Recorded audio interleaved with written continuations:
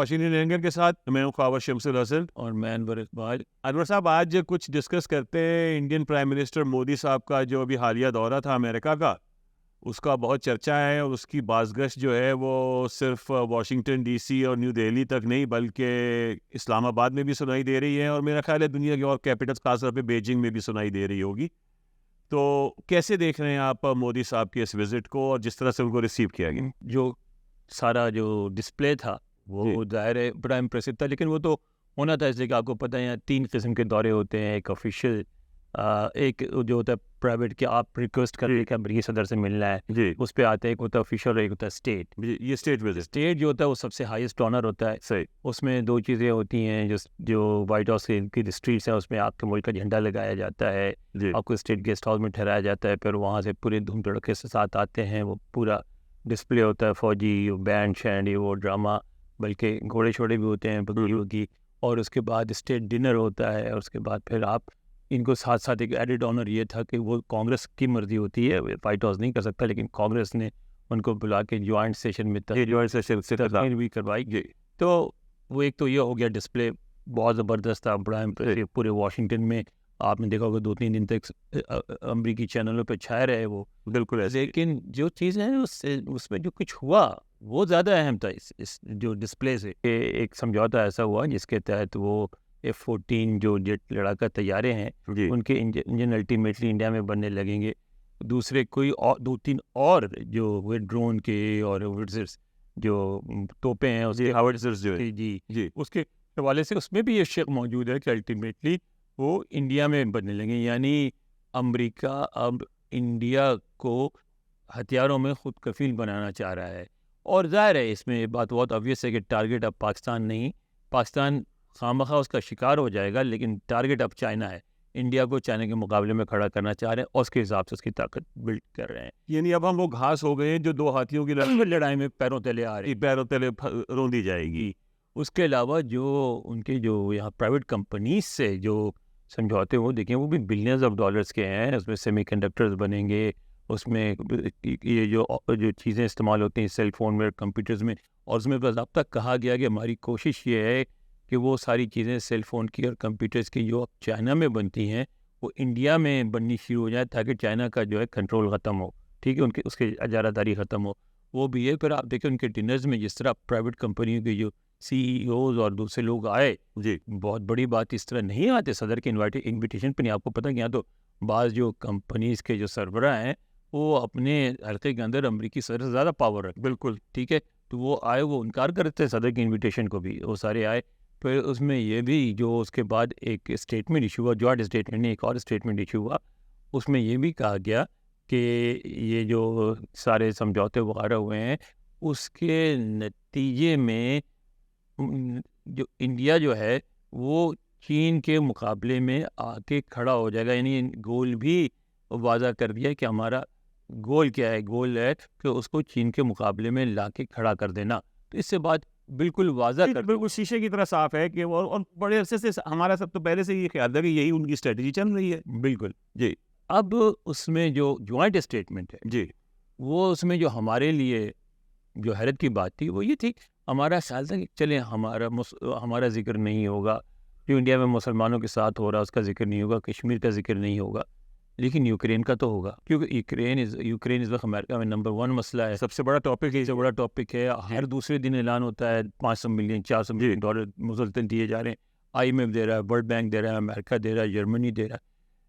لیکن چونکہ India Ukraine کی وار میں امریکہ کی حمایت نہیں کر رہا, اس لیے یوکرین کا انہوں نے ذکر تک نہیں کیا, کہیں پروٹیسٹ نہیں کیا, کہیں یہ نہیں کہا گیا کہ آپ یوکرین میں ہمارا یا مغرب کا ساتھ دیں.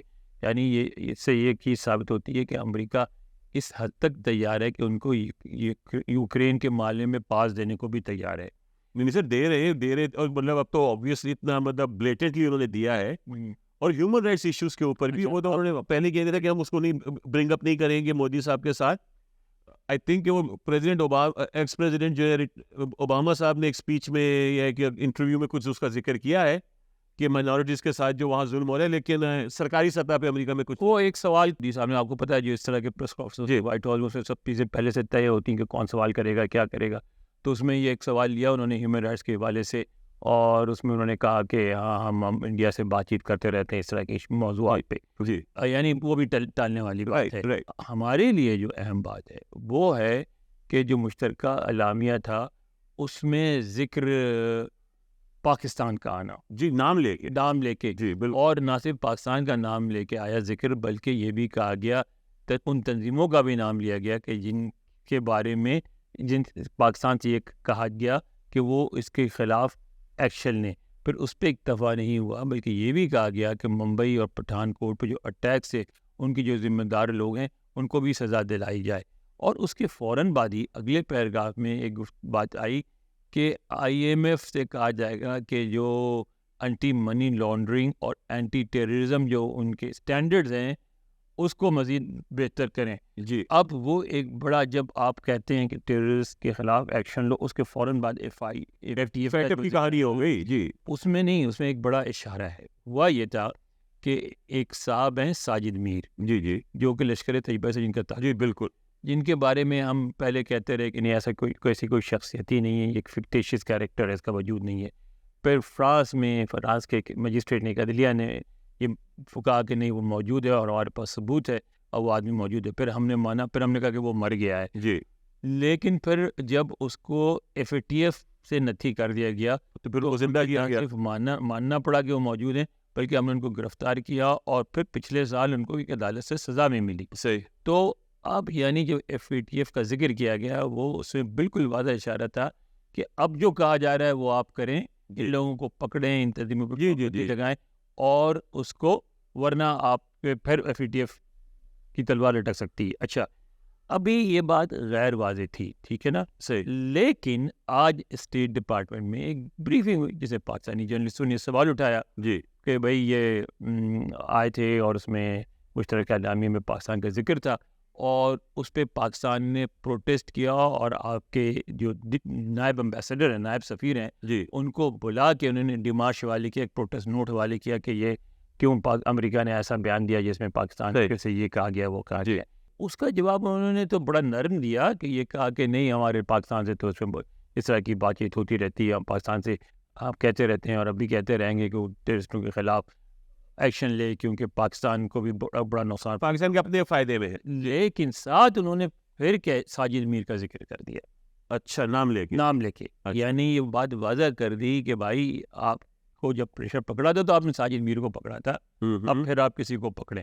تو یہ تو بالکل واضح ہو گئی کہ اب امریکہ یہ سمجھتا ہے کہ اس کو اس خطے میں چین کی اتنی ضرورت ہے کہ اس کے لیے اگر پاکستان کو پش کرنا پڑا، ابھی تک تو نہیں کیا لیکن اگر ضرورت پڑی تو پش کرنے کو بھی تیار ہے. مطلب یہ کہ ان کو ہر حالت میں انڈیا کو چائنا کے سامنے کھڑا کرنا ہے. جی بالکل.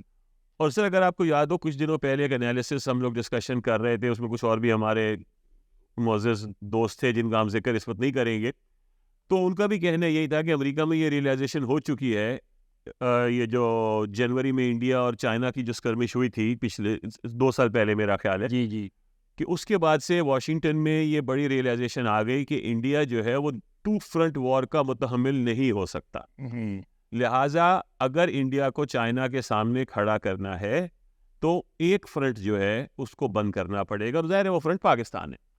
پاکستان اس میں بند کرنے کی 2 صورتیں ہو سکتی ہیں نا. جی آپ کے اس طرح کے حالات بہتر کیے جاتے کہ پاکستان کی شکایت سنی جاتی ہیں، کچھ انڈیا کی شکایت نہیں وہ نہیں چوز کیا گیا، اور دونوں کے درمیان پہ حالات بہتر بنا کے. لیکن آج بس اس کا انہوں نے حوالہ دیا کہ ہاں ہم پاکستان اور بھارت کی دونوں کی تعریف کرتے ہیں جی کہ انہوں نے ابھی تک لائن آف کشمیر پہ سیز فائر کو قائم رکھا ہے، لیکن اس سے زیادہ کوئی بات نہیں کی گئی. یعنی وہ راستہ نہیں چوز کیا گیا جس میں یہ کہ پاکستان کی شکایت کو دور کر کے انڈیا کے لیے ایک بارڈر پہ اطمینان پیدا کیا جائے، بلکہ پاکستان کو دبا کے اطمینان پیدا کرنے کی کوشش کی جا رہی ہے. دبا کے، کیونکہ اس میں دبا ہوا ہے پاکستان، تو ان کو بھی معلوم ہے، مطلب یہ ریئل پالیٹک جو ہے وہ تو ایسی ہوتی ہے نا.